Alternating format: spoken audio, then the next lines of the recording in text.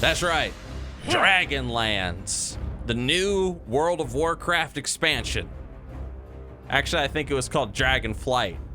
Hello everybody, my name is Nixxiom, and today we're going to be talking about World of Warcraft's newest expansion, Dragonflight. If you have not seen the cinematic for it, if you have not seen just the entirety of the announcements, I'm going to be talking about them one by one in this video. If you would like to see my full reaction live to all the announcements, you can check that out over on the Nixxiom Highlights channel.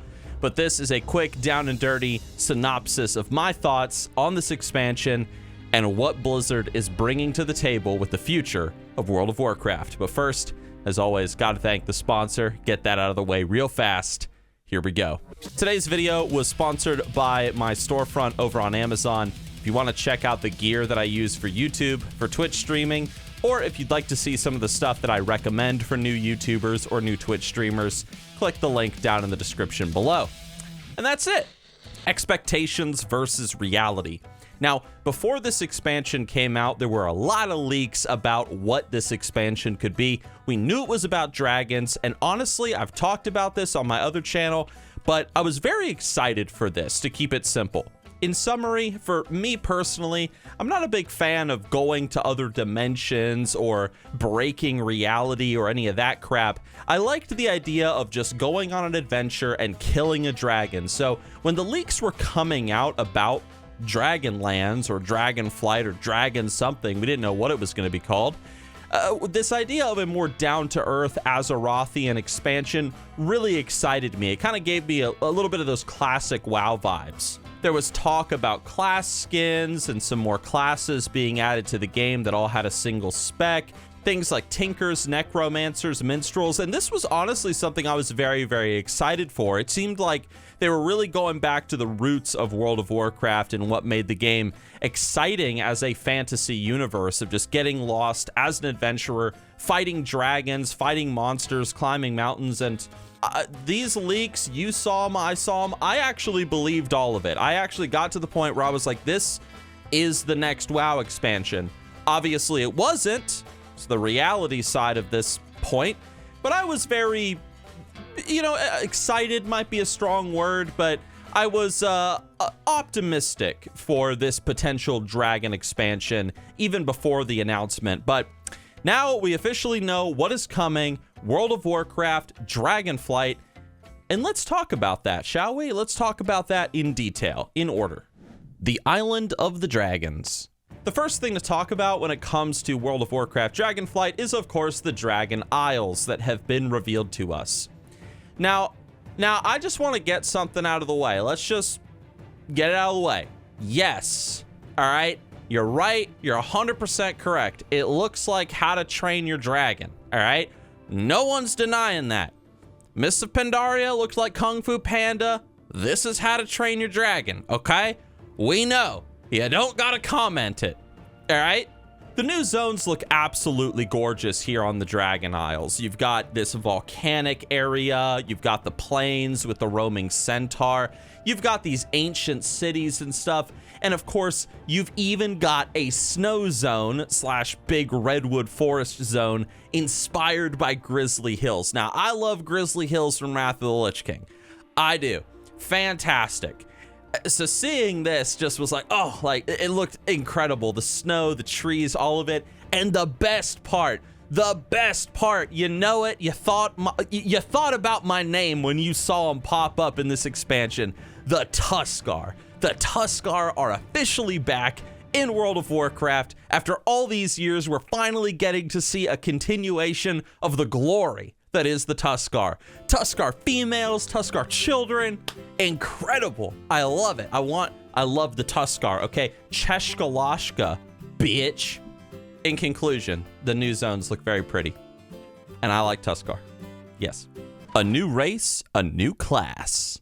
This one is slightly disappointing for me, I have to admit, this new dragon race and class combo, and I'll explain to you why. First and foremost, again, I was expecting the class skins and the single spec classes and stuff. So just seeing, hey, we got this new race and this single new class that only the new race can be, was slightly disappointing for me. It wasn't like a tragedy or anything. It was just like, oh man, I was hoping for that Tinker. I was hoping for that Minstrel class. You know what I mean? Like, I thought that would have been cool. But we have this new playable race called the Dracthyr. And every single customization of these guys that Blizzard has shown so far, these guys look like they belong at a My Chemical Romance concert. All right, you know it, and I know it, and no one's saying it, so I'm gonna say it. All right, these guys look like they belong at some weird ass like punk rock concert or some shit. But damn it, they're dragons. All right, and they can breathe fire and shit and do time things and grow big ass like green flowers to heal people, and that's cool. You know what else is cool though for me? I'm an old school Warcraft lore nerd, and I love that this new race and this new class is just rooted in that OG World of Warcraft lore. You had Deathwing. He was trying to create this hybrid dragon, well, not class, but this hybrid dragon race thing, and he succeeded in doing it, and that is what we are playing as. So it's like you got that old Warcraft lore kind of coming back there with Deathwing and all this stuff that happened so long ago that honestly I didn't think Blizzard was going to explore it anymore. So seeing them actually exploring this is pretty cool, and I'm excited to see what the starting zone is like, explaining, you know, like how were you born and where did you come from and what's your goal, what's your purpose. I think it's awesome. Personally, for me, I don't see myself playing this class or this race very much, just because like I am the personality, right? Like, you might like the idea of playing a dragon, but you see, I just want to kill a dragon, all right? Like, I am a direct descendant of Beowulf, as you all know, so I just want to kill dragons. Like, that's what I'm all about. Dragon flying, where you get your own customizable dragon, and hopefully you can name your dragon. And if they do allow us to name our dragon, which of course I would assume they're going to allow us to do that, every dragon is going to be named Toothless. I'm calling it right now. It's going to happen. You know it's gonna happen. Every dragon's gonna be called Toothless. All right. In dragon flying, essentially what this system is you learn how to fly a dragon. Now I do have to say one thing. This don't make no freaking sense. All right, let's just get it out of the way. This don't make no sense. I've been flying around on dragons for years in this game, but apparently my character got hit in the head with a rock or something, and he forgot how to fly a dragon. So apparently when you get to the Dragon Isles, you need to like teach your dragon how to flap its wings properly, how to soar, how to dive, how to barrel roll, and all this stuff. Now, what is the point of all of this system? Like what are you supposed to do with this system once your dragon is fully trained and he can do like spins and stuff? I haven't got a clue. It just seems like they're making flying mounts more interesting, or just flying with your dragon more interesting. I don't think you're going to be doing barrel rolls on your gyrocopter or your big red rocket or anything. You know, the system reminds me a lot, though, of Mists of Pandaria with the daily quests where you had to raise your dragon. You know what I'm talking about. I mean, it doesn't look like it's going to add some crazy end game progression to it, but having a dragon that you can customize and teach to fly and feel like that guy from Avatar or whatever, I don't remember his name, is neat. Updated talent trees. Like, I'm just going to establish something real fast. I've never personally met someone that likes the Mists of Pandaria talent system that was brought to the game over the original talent system. People that actually, you know, played extensively with both, they tend to always say they prefer the classic talents. And it's not surprising because it allows you to really customize your character. You can make these weird hybrid builds and stuff. Blizzard talked about that in the announcement. And it really allowed you just to customize your character however you wanted. Now, Blizzard removed this back in Mists of Pandaria, and they say, like, yeah, we wanted to do some BS, like make your character, like, I don't even remember what their reasoning was for it, but the real reason why they removed it is I can only imagine how difficult and challenging it must have been to balance all of those talent trees back in the day when it came to raiding and PvP and all that stuff. I can only imagine. And so they took the talent system and they heavily simplified it. Well, people for years have been saying they really would like the old talent system back. And I mean, obviously Classic WoW has been a huge success for Blizzard. We'll talk about that in another video, by the way, the classic Wrath of the Lich King stuff. So essentially, Blizzard is bringing back the classic WoW talent trees in a way, but they're making them even more complex because now you have a class talent tree, like a druid, and then you also have a spec talent tree. So you can customize your default druid, and then you have your specs over here, and you can spec out your feral druid, however you want. So it's like they brought back the OG talent trees and they made them more complicated. So I do worry about the balancing and the workload that Blizzard is about to take on with this. I mean, this system looks amazing. Like, I'm like, dude, this is awesome. But man, I mean, Blizzard, it almost looks like you guys are shooting yourselves in the foot with this. But I guess time will tell. I mean, we will see. But this looks, I mean, it looks great. The updated talents, at least I think so. Updated professions. In my opinion, this is the thing that excites me the most about this expansion. I have made so many videos talking about updating professions, and I'm not gonna go into my whole rant, but I hate how irrelevant professions are, especially if you're a low-level character in this game right now. I've talked before about, hey, why don't you make it so that low-level players can create sets of gear, like right at level 10 or something, that like gives them like additional little powers or something that makes the leveling more fun and engaging.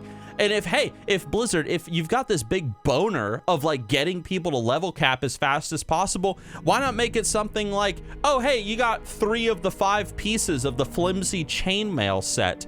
Okay, well, now you have 5% increased experience from like all sources or something. And this is like a set that like a level 10 guy could create. Potions, it's like, okay, at low level, you can drink a potion and it makes you run really fast or something to speed up the leveling process, right? Like if that's your goal, to like get them through that as fast as possible, why not do something like that, right? Or maybe just make it like each piece of gear gives like 1% more increased XP. I don't know, but right now the point is that crafted gear and professions at low level are completely useless. And so I have been talking about a profession overhaul for forever on this channel, and they're finally bringing us a profession overhaul. Now, I can't speak for a new player coming into this game because they didn't really talk about the low level profession stuff with this announcement, but the stuff that they did talk about, like this whole system of putting out like requests for gear and like being able to like, you know, pay people commissions and stuff and whatnot, even making them guild specific, all this stuff they talked about with profession changes, I think it looks incredible. I love crafting in MMORPGs. It's my favorite part of an MMORPG aside from leveling. Yes, I'm an altaholic. It's what I do. And so seeing them giving love to professions after all these years, like all this stuff, I highly encourage you to look into it. Maybe I'll make a deep dive video at some point, but the profession changes that they are bringing with this expansion look incredible. Updated UI. There's really nothing to say about the updated UI. I wasn't even going to include this in the video. Every single MMO in the world has like customizable UI at this point. So Blizzard putting this in, it's like, okay, cool, you caught up with everybody else. Congratulations.